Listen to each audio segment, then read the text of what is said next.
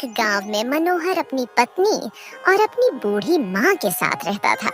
मनोहर की अपनी कोई जमीन नहीं थी, इसलिए उसे पास कमाई का कोई जरिया भी नहीं था। वह आसपास के गांव में छोटा मोटा काम करके अपने परिवार का गुजारा किया करता था।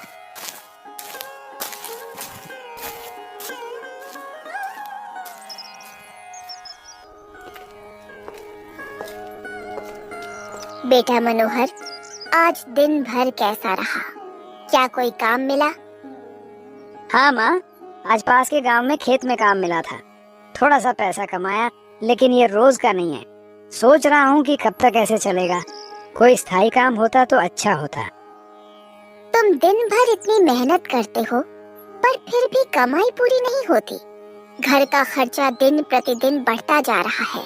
हम कब तक इस तरह जी पाएंगे बेटा? धीरज रखो माँ, मेहनत कभी व्यर्थ नहीं जाती। हम गरीब जरूर हैं, पर ईमानदारी से कमाई गई रोटी में भगवान का आशीर्वाद होता है। जल्द ही सब कुछ अच्छा होगा। पर माँ, मैं समझता हूँ कि भगवान हमारे साथ हैं, लेकिन कभी कभी लगता है कि कितना भी मेहनत कर लूँ सब बेकार जाता है। अगर गांव में कुछ और करने का मौका मिलता तो हमें शायद इतनी दिक्कत ना होती। क्या पता कहीं और जाकर कुछ अच्छा काम मिल जाए।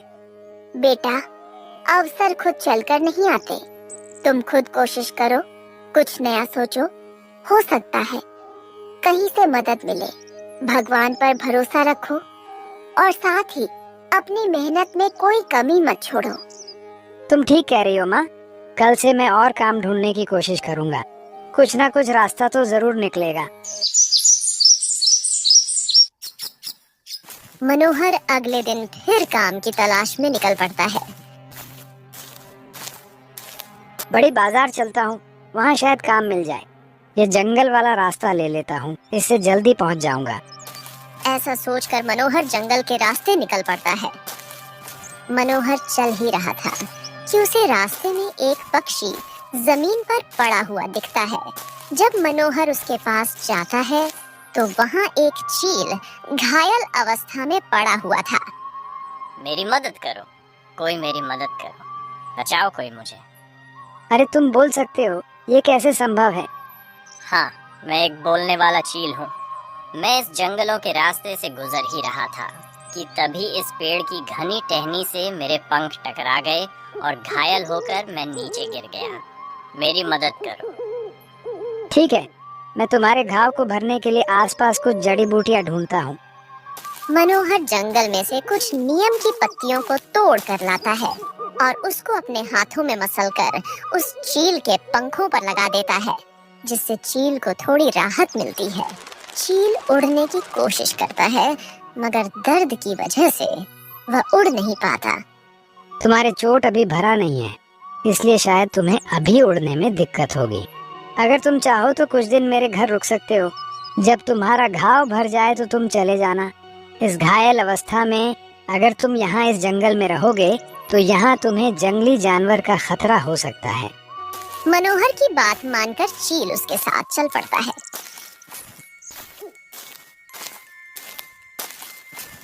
घर पहुंचकर मनोहर सारी बात अपनी पत्नी को बताता है। ये तो आपने बहुत अच्छा किया जो इस पंछी को यहाँ ले आए। जंगल में इसके लिए बहुत खतरा हो सकता था, लेकिन एक बहुत बड़ी मुश्किल है। कैसी मुश्किल नीलम? हम तो शाकाहारी हैं, हम सिर्फ अनाज खाते हैं। हम इस पंछी के खाने का इंतजाम कैसे करेंगे? हम मांस मछली तो छूते भी नहीं हैं। ये बात तो तुम सही कह रही हो नीलम। तुम चिंता मत करो, मेरा शरीर एक चील जैसा जरूर दिखता है, पर मैं मांस नहीं खाता। मैं भी तुम्हारी तरह ही शाकाहारी हूँ और मैं भी केवल फल फूल और अनाज खाता हूँ। यह कैसे हो सकता है? एक चील होकर तुम फल फूल खाते हो?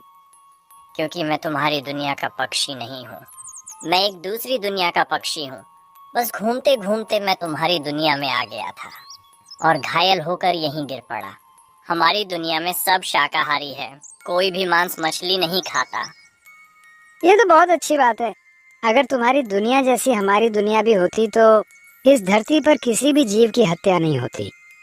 अरे, अब तुम लोग बस बातें ही करते रहोगे कि इस पक्षी को कुछ खिलाओगे भी। देखो, ये पता नहीं कितने दिनों से वहाँ पड़ा हुआ था। इसने कुछ खाया भी होगा कि नहीं, पहले इसे खाना खिला दो। मैं अभी बस इसके खाने के लिए कुछ फल फूल लेकर आती हूँ। नीलम चील के सामने कुछ फल रख देती है और वह झटपट उन फलों को खा लेता है। चलो अब हम सब भी खाना खा लेते हैं। हाय रे गरीबी, ना जाने भगवान ने हमारी किस्मत में क्या लिखा है। हमें पूरी जिंदगी क्या इस गरीबी में ही बितानी पड़ेगी। नीलम, तुम ऐसा क्यों कहती हो? मैं इतना तो कमा ही लेता हूँ कि तुम सबका 2 वक्त का पेट भर सकूं। क्या बस 2 वक्त की रोटी से ही आप अपने बच्चों का भविष्य बनाएंगे? नीलम, तुम चिंता मत करो। तब के लिए तुम अभी क्यों चिंता करती हो? जब वह वक्त आएगा तब हम कुछ ना कुछ कर ही लेंगे। उन दोनों की यह बातें वह चील सुन रहा था। तभी वह बीच में बोल पड़ता है। अगर तुम सच में इस गरीबी से निजात पाना चाहते हो तो मैं तुम्हें अमीर होने का रास्ता दिखा सकता हूँ। हम अमीर हो सकते हैं? भला वह कैसे? क्या आप हमें अमीर होने का रास्ता बता सकते हैं? मेरी बात ध्यान से सुनो।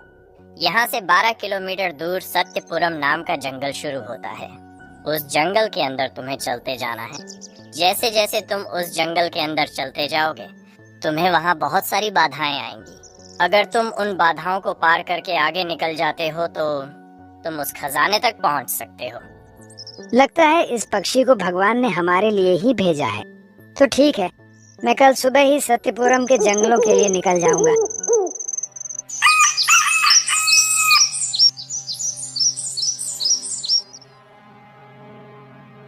ठीक है, तो अब मैं जंगल के लिए निकलता हूँ। तुम माँ का और इस परिंदे का ध्यान रखना। मनोहर, मेरी एक बात हमेशा याद रखना। जब भी तुम्हें ऐसा लगे कि तुम किसी समस्या का फैसला करने में असमर्थ हो तो अपने दिल और दिमाग दोनों का इस्तेमाल एक साथ करना। ठीक है चील जी, जैसा आपने कहा है मैं वैसा ही करूँगा। सुबह का समय था। मनोहर जंगल के रास्ते से होता हुआ सत्यपुरम के जंगलों की ओर जा रहा था।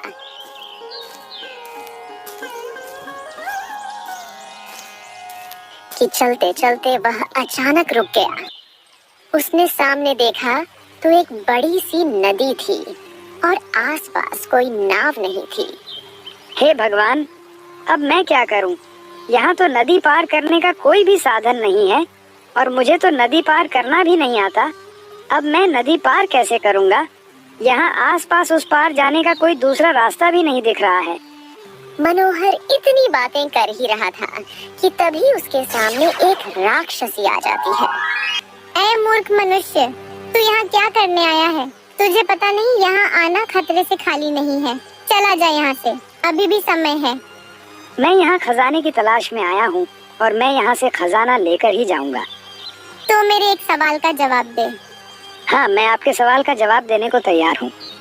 तो ठीक है, मेरा सवाल है, दुनिया में सबसे शक्तिशाली चीज क्या है और दुनिया में सबसे शक्तिशाली चीज क्या हो सकती है? मनोहर बहुत दिमाग लगाता है और अंततः उसे इस सवाल का जवाब मिल जाता है। सबसे शक्तिशाली चीज है समय। समय के आगे ना कोई राजा टिक सकता है, ना कोई राज्य। सब कुछ समय के अनुसार बदलता रहता है। तुम सच में एक बुद्धिमान मनुष्य हो। तभी राक्षसी अपनी जादुई शक्ति से एक नाव प्रकट करती है। इस नाव में बैठकर तुम अब इससे आगे का सफर तय कर सकते हो। इतना कहकर वह राक्षसी वहां से गायब हो जाती है और मनोहर नाव में बैठकर आगे की सफर की ओर चल पड़ता है।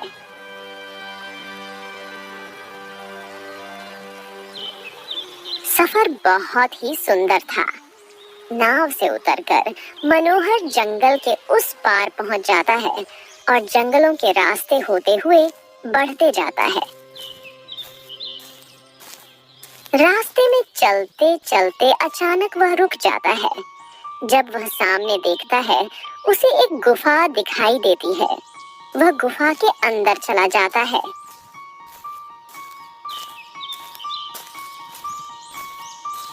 ये गुफा तो चारों तरफ से बंद है। अब यहाँ से आगे जाने का रास्ता कहाँ है? मनोहर इतना कह ही रहा था कि तभी उसके सामने एक तांत्रिक प्रकट होता है। क्या ढूंढ रहे हो तुम यहाँ? यहाँ से आगे जाने का रास्ता ढूंढ रहा हूँ, मुझे कोई रास्ता नहीं मिल रहा है। क्या आप मेरा मार्गदर्शन कर सकते हैं? अगर तुम्हें यहाँ से आगे जाना है तो मेरे इस सवाल का जवाब देना होगा। अगर तुमने सही जवाब दिया तो ही तुम इससे आगे जा पाओगे, अन्यथा नहीं तो मैं अपने मंत्र से तुम्हें यहाँ हमेशा हमेशा के लिए कैद कर दूंगा। हाँ, मैं आपके सवाल का जवाब देने के लिए तैयार हूँ। तो बताओ, सबसे बड़ा सच क्या है? मनोहर ने फिर अपने दिमाग के घोड़े दौड़ाया और फिर गहरी विचार में पड़ गया। लंबी सोच विचार कर उसने कहा, सबसे बड़ा सच है मौत। चाहे कोई कितना भी अमीर, ताकतवर या बुद्धिमान हो, एक दिन हर किसी को मरना ही है। तुमने बिल्कुल सही जवाब दिया। तुम सच में काफी बुद्धिमान प्रतीत होते हो। इतना कहते ही गुफा का दरवाजा खुल जाता है। यह लो, यहाँ से आगे का दरवाजा तुम्हारे लिए खुल चुका है। अब यहाँ से आगे की यात्रा तुम प्रारंभ कर सकते हो। इतना कहकर वह तांत्रिक वहाँ से गायब हो जाता है। मनोहर आगे बढ़ जाता है और एक महल के पास पहुँच जाता है। अरे ये तो महल आ गया, लगता है कि किसी राजा का महल है। चलो चल के देखा जाए, शायद मेरा तीसरा सवाल यही मिलेगा। मनोहर महल के अंदर चला जाता है और महल के सैनिकों से कहता है वह यहाँ तीसरी पहेली का जवाब देने आया है। सैनिक इस बात की सूचना राजा को देते हैं। अच्छा, कौन है वह महान पुरुष जो हमारे इस सवाल का जवाब देने आया है? हम भी तो मिल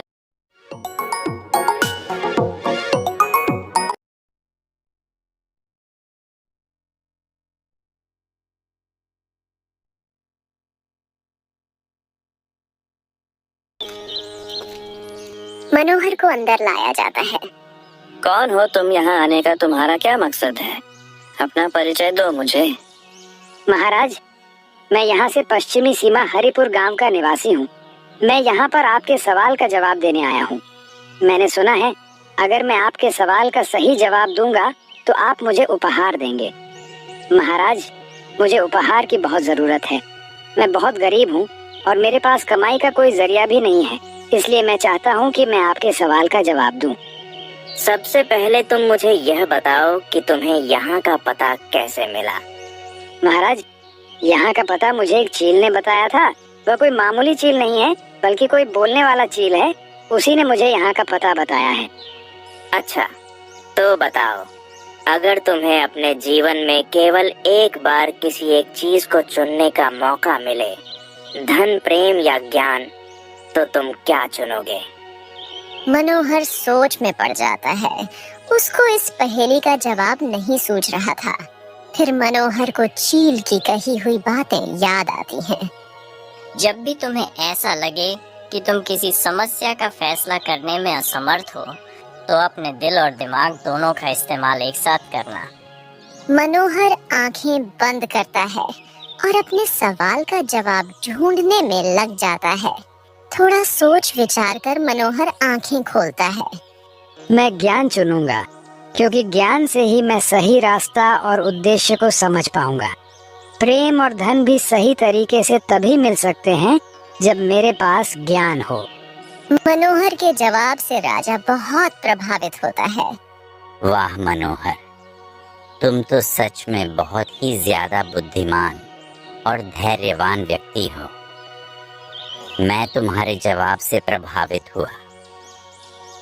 महामंत्री जी, जो इस सवाल के लिए जो मैंने उपहार रखे थे वह मनोहर को दे दो। मनोहर को सवाल के जवाब देने के बदले में बहुत सारे सोने के सिक्के मिलते हैं। मनोहर, अब से तुम हमारे दरबार के एक विशेष सलाहकार हो। यह सवाल हमने अपने दरबार के विशेष सलाहकार की नियुक्ति के लिए रखा था और तुम इस सवाल का जवाब देने में पूरी तरह समर्थ रहे। अब तुम हमारे दरबार के विशेष सलाहकार हो। अब से तुम अपने परिवार के साथ हमारे दरबार में रहोगे। जाओ अपने परिवार को ले आओ।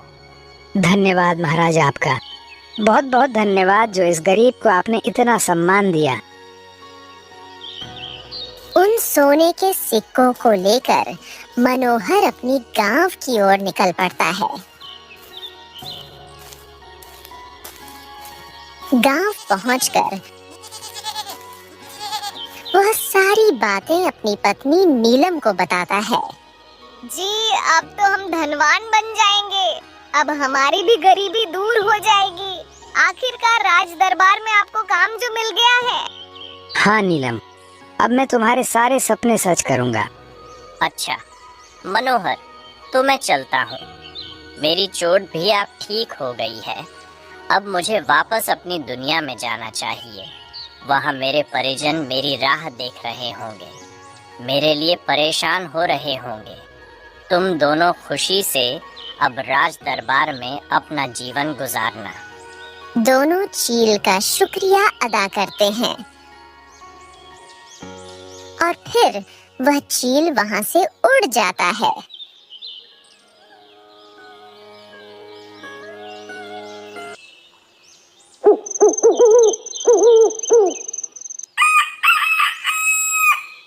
किशन भी अपने परिवार के साथ महल पहुंच जाता है। वहां उसके परिवार को एक सुंदर सा कक्ष मिलता है। फिर क्या था, उस दिन से उनके जीवन में खुशियों की बहार ने दस्तक दी।